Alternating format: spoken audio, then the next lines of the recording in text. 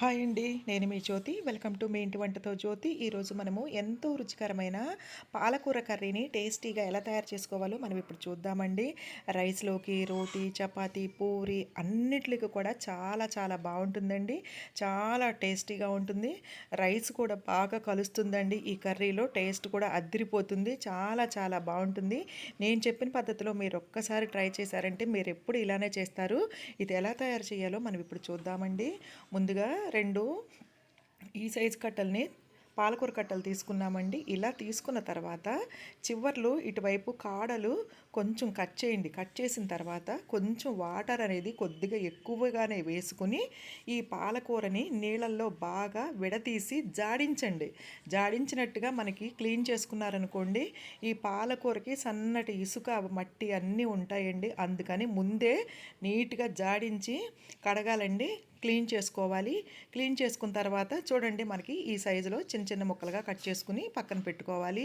ఈ ఆకుకూరే కాదండి, ఏ ఆకుకూరైనా ముందు ఆ కాడలు అనేవి చివర్లో కొంచెం కట్ చేసిన తర్వాత వాటర్లో బాగా కడిగిన తర్వాతే ఇలా కట్ చేసుకోవాలి. ఇప్పుడు దీనికోసం ముందుగా స్టవ్ వెలిగించుకుని ఒక కడాయి పెట్టుకోండి. కడాయి హీట్ ఎక్కిన తర్వాత 3 టేబుల్ స్పూన్ల ఆయిల్ వేసుకుని, ఆయిల్ హీట్ ఎక్కిన తర్వాత 10 వెల్లుల్లి ఇలా చితగ్గొట్టి వేసుకోండి. దాంతోపాటు 2 ఎండుమిర్చి కూడా తుంపుకుని వేసుకుని దోరగా వేయించుకోండి. ఇలా వెల్లుల్లి, ఎండుమిర్చి వేయడం వల్ల మనకి టేస్ట్ అనేది బాగుంటుందండి. కొద్దిగా దోరగా వేగిన తర్వాత దీంట్లోకి మనము 2 టేబుల్ స్పూన్కి తక్కువ కాకుండా పోపు వేసుకోండి. ఆవాలు, జీలకర్ర, పచ్చిశనగపప్పు, చాయమినపప్పు. ఈ పోపు ఎక్కువ ఉండటం వల్ల మనకి తినేప్పుడు పంటి కింద నలుగుతూ టేస్ట్ బాగుంటుందండి. పిల్లలు కూడా చాలా ఇష్టంగా తింటారు ఇలా చేయడం వల్ల. పోపు దోరగా వేగిన తర్వాత ఒక ఉల్లిపాయను తీసుకుని స్లైస్లుగా కట్ చేసుకుని వేసుకోండి. ఈ ఉల్లిపాయను కూడా చక్కగా దోరగా వేయించుకోండి. చూడండి, ఉల్లిపాయ కూడా చక్కగా దోరగా వేగింది కదా. ఇప్పుడు మనము ఆల్రెడీ కట్ చేసి ఉంచుకున్నాం కదా ఈ పాలకూరని ఇందులో వేసుకోండి.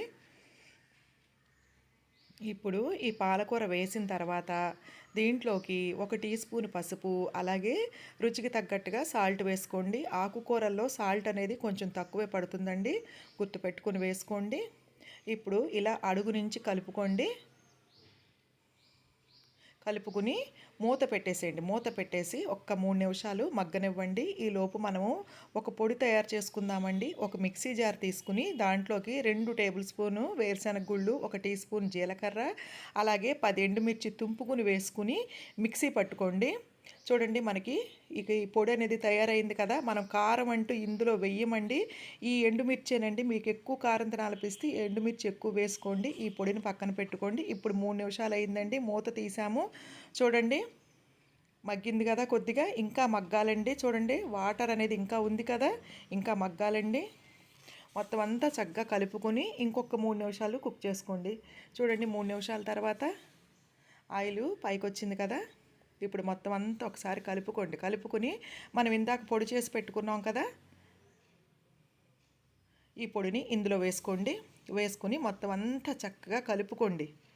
ఎండుమిర్చి, వేరుశెనగ గుళ్ళు, జీలకర్ర కదండి, మంచి టేస్టీగా ఉంటుందండి ఈ పొడి వేయడం వల్ల. మొత్తం కలుపుకొని ఇప్పుడు మంటని లో ఫ్లేమ్లో పెట్టుకోండి. లో ఫ్లేమ్లో పెట్టుకుని 2 నిమిషాల సేపు కుక్ చేసుకోండి.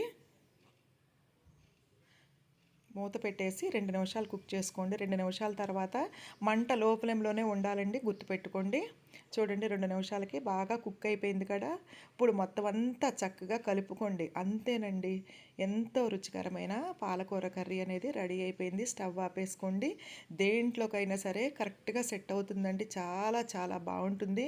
టేస్ట్ అయితే అదిరిపోయిందండి, అంత బాగా వచ్చింది. ఒక్కసారి ఈ పద్ధతిలో మీరు తయారు చేసి చూడండి, మీరు ఎప్పటికీ ఇలాగే చేస్తారు. పిల్లలు కూడా చాలా ఇష్టంగా తింటారండి. ముందు ఒక్కసారి ఒక్క ముద్ద 1 స్పూన్ వేసి కలిపి పెట్టండి. ఆ పిల్లలు వద్దంటే అప్పుడు అడగండి. చాలా బాగుంటుందండి. ఈ వీడియో వీక్షించినందుకు ధన్యవాదాలు.